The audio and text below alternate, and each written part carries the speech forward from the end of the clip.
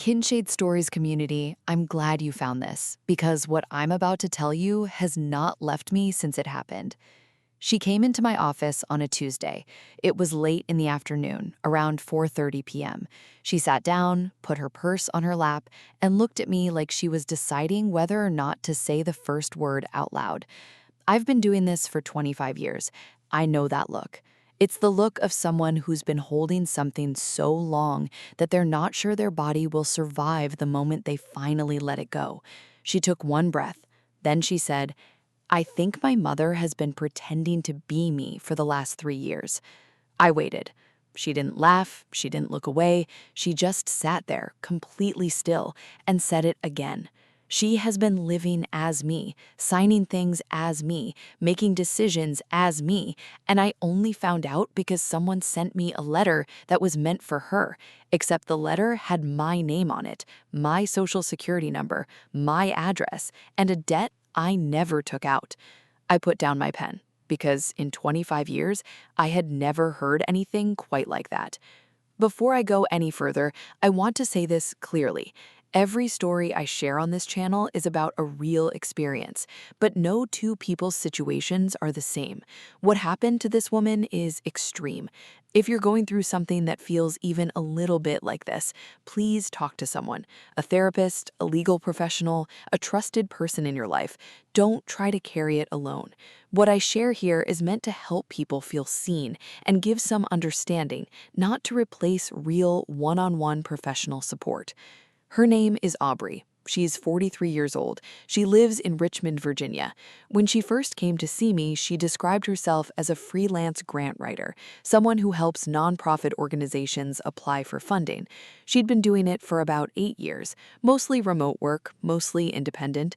She was divorced, no children, and she told me in that first session that her closest relationship in the world was her mother. She said that without hesitation, like it was the most obvious fact about her life. My mom is my best friend, she said. She always has been. And I remember thinking the way she said it didn't sound like someone bragging. It sounded like someone who had genuinely organized her whole world around one person. Aubrey's father left when she was 9. She didn't have siblings. Her mother, Janet, raised her alone in a small house outside Richmond. Aubrey described her mother as brilliant, resourceful, a little controlling, but always there, always present.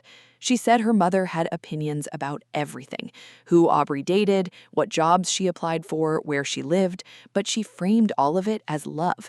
She just wants the best for me, Aubrey told me. She's never not been in my corner. She said this in the first session, and the second, and the third. I noticed she said it a lot, like she needed to keep reminding herself it was true. She came to me originally because she was having trouble sleeping. She'd been waking up at 3 or 4 in the morning with her heart racing and no memory of dreaming.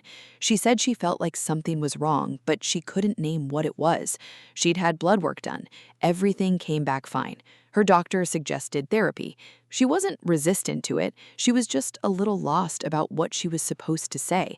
I told her we didn't need to start anywhere specific. We'd just talk. And we did. For the first 6 weeks or so, the sessions were relatively calm. She talked about her work, her social life, the fact that she hadn't dated anyone seriously since her divorce 4 years ago. She talked about her mother constantly, what Janet was doing, what Janet thought about this or that, what Janet had said on the phone the night before. I noticed something. Aubrey rarely talked about what she herself thought. She'd say, my mom thinks I should, or my mom told me I need to, but I couldn't always find Aubrey's voice in what she was saying. I made a note of that. I didn't push it yet. Then, one session, she came in quieter than usual. She sat down and pulled an envelope out of her purse and held it in both hands on her lap. She said, this came in the mail last week. It's addressed to me, but it's not mine. She handed it to me. It was a collections notice from a medical financing company. The debt was for just over $34,000. It listed Aubrey's full legal name, her social security number, and her current home address. But the original creditor listed was a dental implant clinic in a city where Aubrey had never lived, Greensboro, North Carolina. She had never had dental implants. She had never been to that clinic. She had never opened a medical credit account in her life. She said, I called the company. They said the account was opened 2 years ago. Whoever opened it used my name, my social, my date of birth, everything. She paused, and they said the billing address it was originally tied to before they updated it to mine was my mother's address. I want to tell you what happened in that room when she said that sentence. She didn't cry right away. She just looked at me, and I looked at her. And for a moment, we both sat there with that information because neither of us was ready to say out loud what it meant. She said, I keep telling myself there's an explanation, some kind of mistake. Maybe someone stole Mom's mail. Maybe her address got mixed up in the system somehow. She was reaching, hard, and she knew it, but she wasn't ready to stop reaching yet. I didn't push her, not that day.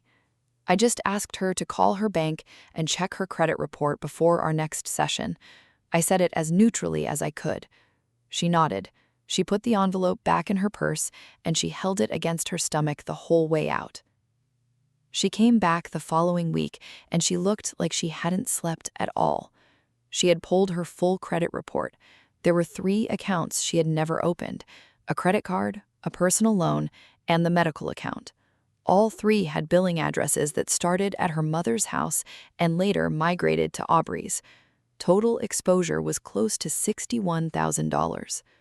She said, I drove to my mother's house. I didn't tell her I was coming. I just showed up. She went quiet for a second. She was surprised to see me, but not in the way you'd expect. Not that happy kind of surprised. It was more like scared. She said her mother immediately started talking fast, making coffee, moving around the kitchen, filling the silence. Aubrey put the credit report on the kitchen table and said, Mom, what is this? And her mother looked at it and said, Where did you get that? Not, I don't know what that is. Not, that's not what it looks like. She said, Where did you get that? What came out over the next 2 hours was something, I have to be honest with you, I was not prepared for.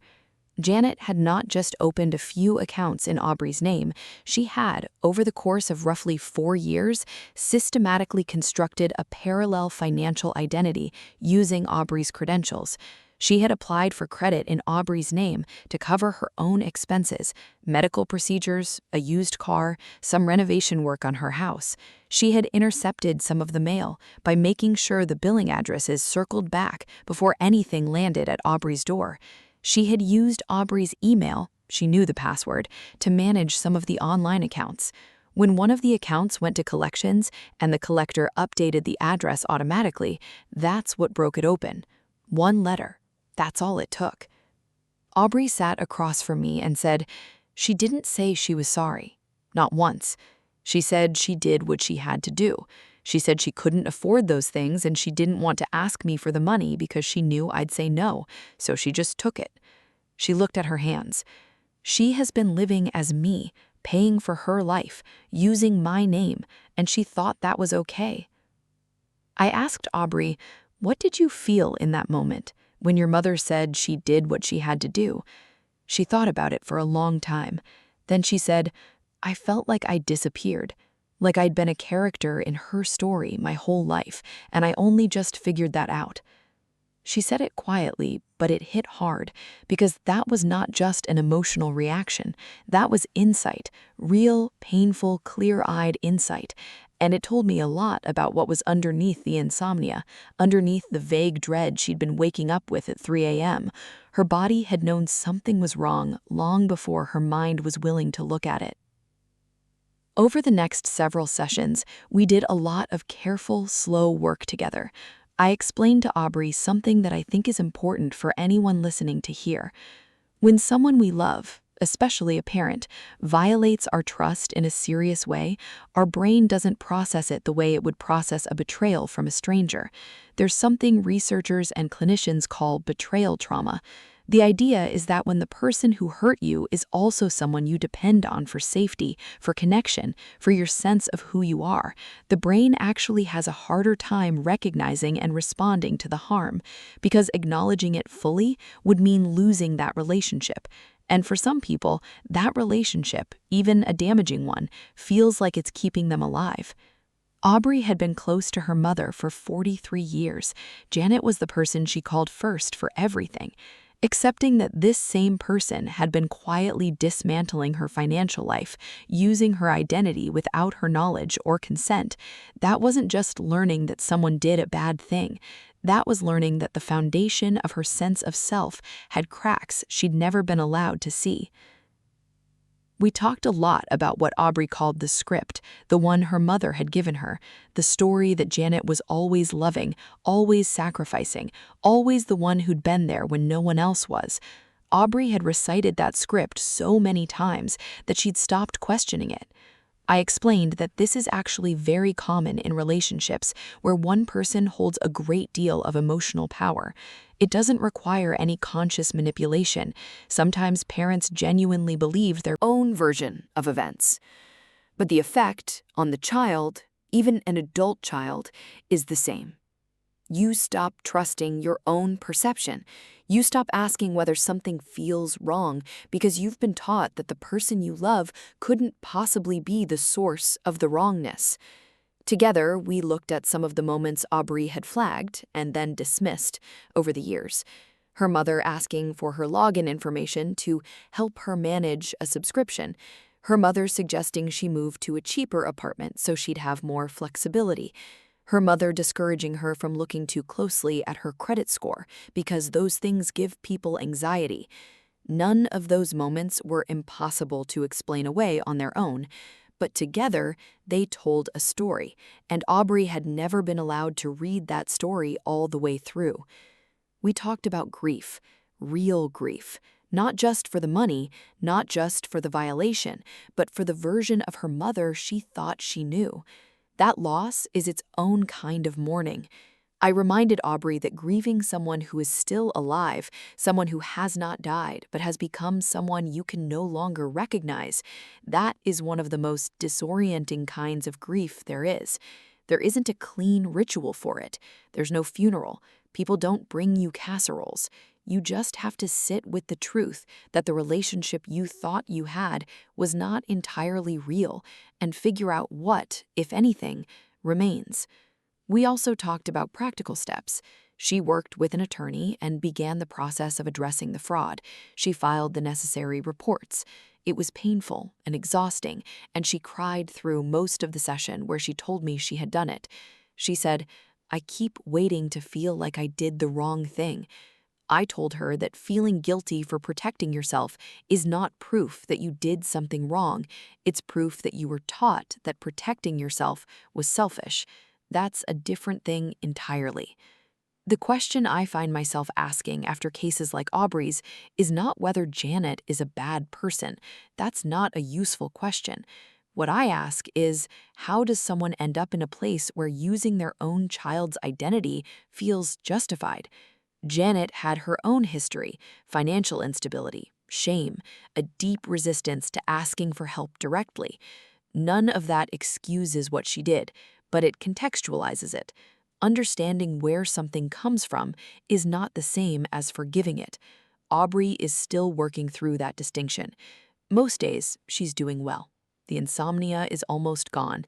She told me a few sessions ago that she slept through the night for the first time in maybe 2 years. She said, "I think my body finally believes I'm safe." That sentence stayed with me.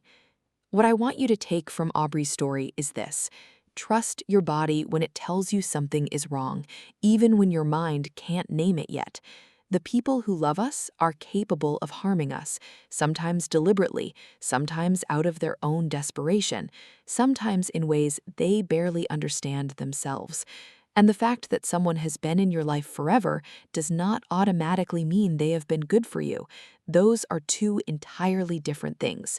Knowing the difference and having the courage to look at it honestly might be the hardest thing a person can do.